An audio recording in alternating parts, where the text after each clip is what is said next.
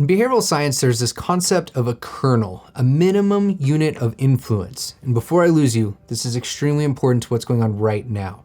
So a kernel is this minimum procedure, minimum set of steps that need to occur in order for behavior change to happen. And one of them dates back to 1955, where researchers discovered this behavioral phenomenon that impacts each and every single one of us to some degree in our life, and that is this concept of us versus them. Now, it could be something as simple as a sports game or something as heavy and serious as the racial discrimination that continue to sustain throughout today for some ungodly, unbelievable reason. Now, you could call it a mentality, but I'm not a big fan of that word because it's hard to see in your day-to-day interactions. In fact, I think interactions is a much better way to focus on it. It is something tangible, something you experience. It doesn't kind of push it away into this other world of a mentality that you may carry, but you can look in your day-to-day actions and adjust off of those interactions. So let's take an example. Let's say you're watching something on TV, riots and looting. It's quick and easy to dismiss as inappropriate, disrespectful, etc. And it's not to condone that necessarily, but it is the point in time in which you have couple considerations to make. First of all, what circumstances can make anyone, you, myself, engage in something like that? This is a basic perspective taking step.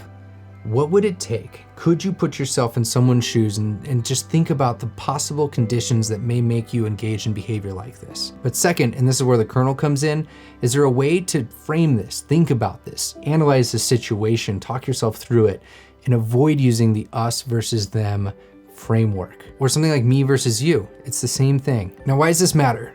Research shows that when you base your justifications, your logic, your thoughts, your reasoning in this us versus them framework based on your interactions, that you're increasing the chance of increased aggression and violence to each group by each other. For whatever messed up reason that occurs, and it occurs across a lot of different topics and injustices. It was shown to happen across individuals and groups when they were divided by two, across things like clothing, adornment, language, social positions, class, race, ethnicity, and more. Now, while rereading this and preparing for this episode, I came across an article that I wanted to focus on, A Plea for Boundary Spanning by Marika Lindholm, PhD. And Linda writes, rarely does a conversation across ideological divides result in a shift in perspective or achieve some sort of common ground. Too often we retreat to distinct camps where we reinforce our own beliefs and clap each other on the back for being right. I'm subject to this. I've made this error. I continue to make this error. I try to make it less, but I think we all do this. You do this. And this is the plea I'm asking for today. And Linda goes on to talk about a term called boundary spanning that was used in business. It described organizational members who successfully linked internal networks to external sources of information. And this is beautiful, not only because this is part of what we can do to maybe change this us versus them mentality, learn and grow and change further, but also it is inherent in this kernel model. The researchers that were looking at evidence-based kernels, while they called them that and looked from a behavioral science perspective, they looked to all areas of research and literature across different social sciences and hard sciences to be able to describe and inform these different kernels. And Linda goes on to make the plea for boundary spanning as part of how you can go about creating some systemic change. Linda writes, anyone who straddles discrete social worlds, immigrants, multicultural workers, biracial children, gay soldiers, members of the trans community, has a unique experience from which to create understanding and empathy.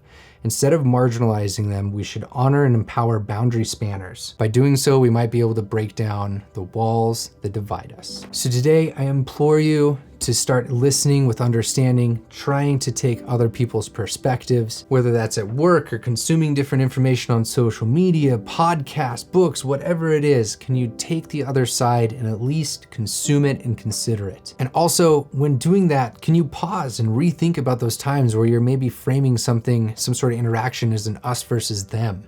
Is there a way to describe it as differences in some ways, but similarities in others, and finding some sort of middle ground? And know that if you do this us versus them framing of your interactions, it is only going to potentially make the situation worse. And again, I'm not a saint in these sort of practices. I fall and succumb to them myself, but it's the day-to-day behavior. That's what we know as behavior analysts, behavior scientists, that the day-to-day interactions is how we build systemic habits and behavior change. So I hope you enjoy this. The links to all my resources are down below. And that's your Daily BA.